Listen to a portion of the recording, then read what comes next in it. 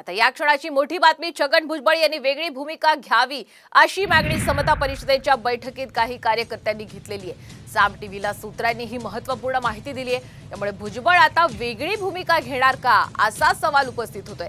आजच्या बैठकीमध्ये काल खरं तर समता परिषदेची बैठक झाली। या समता परिषदेच्या बैठकीत कार्यकर्त्यांनी काय मागणी केली आपण पाहूया।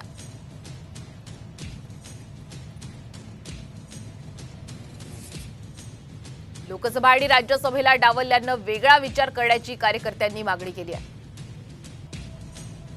शहा आणि मोदींचा ग्रीन सिग्नल असूनही भुजबळांना तिकीट लोकसभेसाठी नाकारलं होतं। राज्यसभेत इच्छुक असून सुद्धा सुनेत्रा पवार यांचीच वर्णी लागली।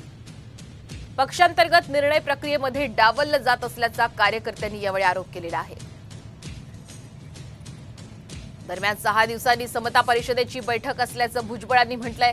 तर भुजबळ नाराज नाहीत या वक्तव्याचा पुनरुच्चार अजित पवार यांच्या पक्षातील नेत्यांनी केलेला आहे। काय काय चाललं कसं कसं काय लोक जे आले होते काही वेगवेगळ्या जिल्ह्यात त्यांना पण विचारलं की तुमच्याकडे निवडणूक कशी झाली, काय झालं, कोण कुठे गेलं, कोण निवडून आलं, किती मतांनी निवडून आलं, पडले तर का पडले, जिंकले तर कसे जिंकले, ही सगळी चर्चा जो आहे ना तो आढावा घेतला।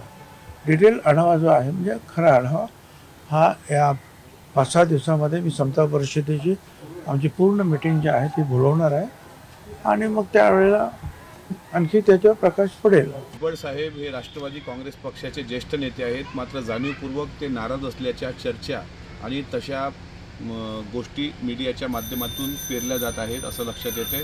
समता परिषदेच्या माध्यमातून आज काही कार्यकर्त्यांनी जी भावना बोलून दाखवली ते समता परिषदेचं वैयक्तिक मत आहे, मात्र याचा दुरान्वये राष्ट्रवादी काँग्रेस पक्षाशी संबंध येत नाही।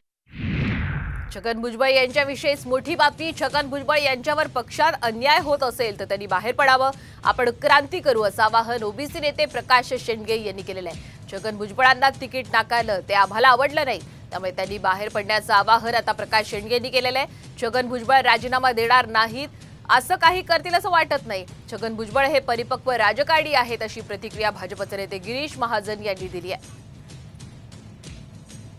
तर आम्ही भुजबळ साहेबांना विनंती करू की आपण बाहेर या। आमच्या या ठिकाणी ओबीसी बहुजन पार्टी पक्ष आपण स्थापन केलेला आहे। मागेही मी त्यांना आवाहन केलेलं आहे की ज्यावेळी तुम्हाला त्या ठिकाणी घुसपट होईल त्या ठिकाणी आपण बाहेर यावं आणि या एका समर्थ अशा पक्षाचं नेतृत्व जे आहे ते त्यांनी करावं असं आम्ही त्यांना आवाहन केलेलं आहे।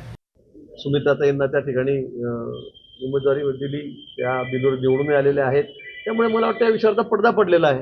आता उगाच त्याच्यामध्ये तेल टाकण्याचं कोणी काही लोक काम करत असतील तर ते मला माहीत नाही, पण भुजबळ साहेबांनी स्वतः सांगितलेलं आहे की इच्छा होती पण आता त्यांना उमेदवारी दिली, त्यांना खासदार केलेलं आहे, त्याबद्दल त्यांच्या मनामध्ये कुठे आता किंतु परंतु नाही।